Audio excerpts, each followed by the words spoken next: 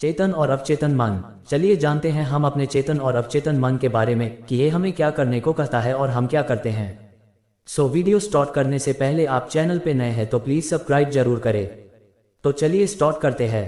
हम आपके मस्तिष्क के दो तरफा कार्यों को जानने का एक अद्भुत तरीका यह है कि आप इसे एक बगीचा मान लें। आप माली हैं। आप अपने अवचेतन मन में हर दिन विचार के बीज बो रहे हैं।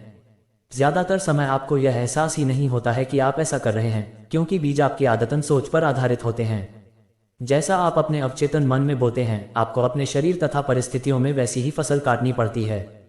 कल्पना करें कि आपका अवचेतन मन उपजाऊ मिट्टी है जो सभी तरह के बीजों की उगने में मदद करेगी, चाहे वे अच्छे हों या बुरे। अगर आप कांटे बोते हैं तो क्या आपको अंगूर मिल सकते हैं? अगर आप कंटीली झाड़ियां बोते हैं तो क्या आपको अंजीर की फसल मिल सकती है? हर विचार एक कारण है और हर परिस्थिति एक परिणाम है। इसी वजह से यह अनिवार्य है कि आप अपने विचारों पर नियंत्रण करें। सिर्फ इसी तरह इच्छित परिस्थितियां मिल सकती हैं। इसी समय शांति, खुशी, सही कर्म और समृद्धि के विचारों के बीज बोना शुरू कर दें। शांति और विश्वास से इन चीजों के बारे में सोचें। अपने चेतन तार्किक मन में इन्हें पूरी तरह स्वीकार करें। इन अद्भुत विचार बीजों को अपने मस्तिष्क के बगीचे में बोते रहें, आपको बहुत बढ़िया फसल मिलेगी। जब आपका मस्तिष्क सही तरीके से सोचता है, जब आप सच्चाई समझ लेते हैं, जब आपके अवचेतन मन तक पहुंचे विचार सृजनात्मक, सद्भावनापूर्ण और शांतिपूर्ण होते हैं, तो आपके अवचेतन की जादुई कार्यकारी शक्ति प्रतिक्रिया करेगी। यह उस विचार के लिए आवश्यक परिस्थितियों और उचित माहौल का निर्माण कर देगी। अपनी विचार प्रक्रियाओं को नियंत्रित करने के बाद आप किसी भी समस्या या मुश्किल में अपने अवचेतन मन की शक्तियों का प्रयोग कर सकते हैं। वास्तव में आप जानबूझकर हुए उस असीमित शक्ति और अटूट नियम के साथ सहयोग कर रहे हैं जो सभी चीजों पर लागू होता है। अपने चारों तरफ देखें। आप चाहे जहां रहते हो, आपकी सामाजिक स्थिति चाहे जैसी हो, आप देखेंगे कि अधिकांश लोग बाहर की दुनिया में जीते हैं। बहरहाल, ज्यादा ज्ञानी लोग अपने अंदर की दुनिया में जीते हैं। उन्हें यह एहसास है, जो आपको भी होगा, कि अंदर की दुनिया से ही बाहर की दुनिया उत्पन्न होती है। आपके विचार, भावनाएं और सपने आपके अनुभव के जनक हैं। आंतरिक मन ही एकमात्र रचनात्मक शक्ति है। बाह्य संसार में आपको जितनी भी चीजें मिलती हैं, वे सभी आपने अपने मन के अंदरूनी संसार में उत्पन्न की हैं, चाहे आपने यह काम सचेतन रूप से किया हो या अचेतन रूप से। जब आप अपने चेतन और अवचेतन मन की आपसी कार्यविधि के बारे में सच्चाई जान लेंगे, तो अपने जीवन की कायापलट करने में कामयाब हो जाएंगे। अगर आप बाहरी स्थितियों को बदलना चाहते हैं, तो आपको उनके कारणों को बदलना होगा। अधिकांश लोग परिस्थितियों और स्थितियों से संघर्ष करके उन्हें बदलने की कोशिश करते हैं। यह समय और मेहनत की भयंकर बर्बादी है। वे यह नहीं देख पाते हैं कि ये स्थितियां और परिस्थितियां किसी कारण से उत्पन्न हुई हैं। अपने जीवन से मनमुटाव, दुविधा, कमी और सीमा को दूर करने के लिए आपको उसके मूल कारण को दूर करना होगा। कारण है वह तरीका जिससे आप अपने चेतन मन का प्रयोग करते हैं, वे विचार और तस्वीरें जो आप इसमें भरते हैं। कारण को बदल दें, परिणाम अपने आप बदल जाएगा। यह इतना ही आसान है। हम सभी असीमित दौलत के अथाह समुद्र में रहते हैं। आपका अवचेतन मन आपके चेतन विचारों के प्रति बहुत संवेदनशील होता है। ये चेतन विचार सांचे की तरह काम करते हैं, जिनमें आपके अवचेतन का असीमित ज्ञान, बुद्धि, जीवन शक्ति और ऊर्जा प्रवाहित होती है। अगर आप सांचे को अधिक सकारात्मक बना दें, तो आपको इस असीमित ऊर्जा से अधिक लाभ हो सकता है। इस पुस्तक का हर अध्याय सच्चे और प्रासंगिक उदाहरण देकर बताता है कि आप अवचेतन मन के नियमों को किस तरह लागू कर सकते हैं।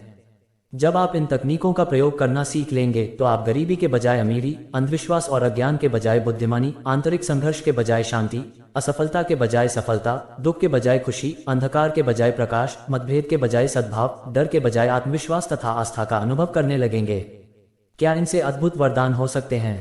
अधिकांश महान वैज्ञानिकों, कलाकारों, कवियों, गायकों, लेखकों और आविष्कारकों को चेतन तथा अवचेतन मन की कार्यविधि की गहरी समझ थी। इसी वजह से उन्हें अपने लक्ष्य हासिल करने की शक्ति मिली। एक बार महान ओपेरा गायक एनरिको केरूसो मंच पर जाने से घबरा रहे थे। डर के मारे उनके गले की मांसपेशियां ऐंठ गई थीं।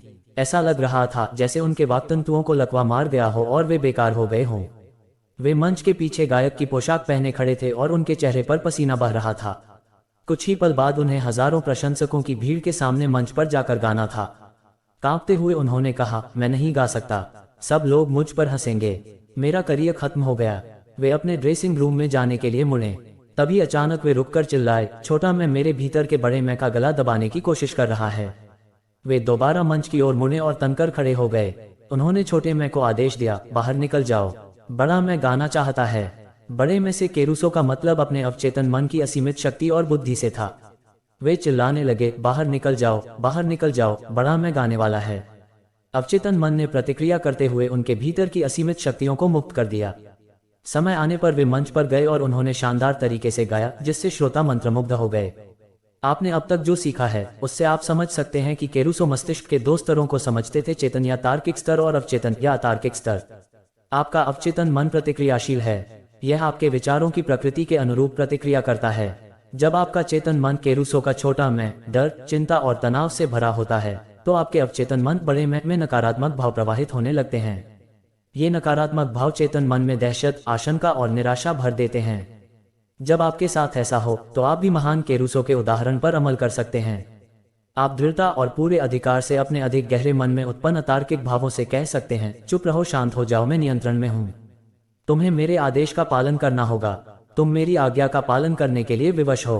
तुम वहां दखल नहीं दे सकते जो तुम्हारा क्षेत्र नहीं है। जब आप अपने अधिक गहरे स्वरूप की अतार्किक भावनाओं से दृढ़ता और अधिकार से यह बोलेंगे तो परिणाम देखकर आप मंत्रमुग्ध हो जाएंगे। आपका मन शांति और सद्भाव से भर जाएगा। अवचेतन मन चेतन मन के अधीन रहता है, इसीलिए इसे अवचेतन कहा जाता है।